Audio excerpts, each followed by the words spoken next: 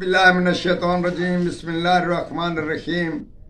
आजकल के दौर में ये फरमाइशी नुस्खा हमारे मतलब में खतूत या फ़ोन का इस्तेमाल ज़्यादा हो रहा है कि उस्ताद साहब खांसी के बारे में कोई ऐसी चीज़ बताएं जिससे खांसी की से निजात मिले।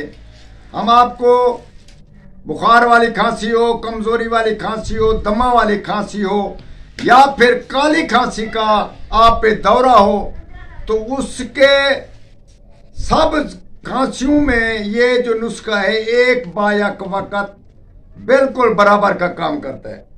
तो जनाब आपने तम्बाकू के ताज़ा फूल ले लेने और अंदरूनी रेशा जो उसके ऊपर है वो उतार लें। उसके बाद अंदरूनी रेशा से साफ करके उसको कूट कर उसमें मिश्री या शहद या उसके अलावा शहद मिलाकर आप उसकी गोलखंड मिलाकर गोलखंड बना लें। 40 दिन का आप इसका इस्तेमाल करें।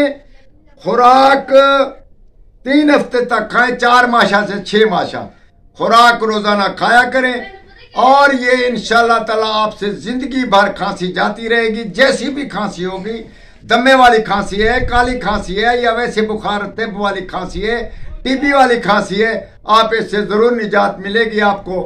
और हमारे हक में ज़रूर दुआ करना और इसका इस्तेमाल बहुत ही लाजिम करना और दूसरों को भी बताना। वस्सलाम।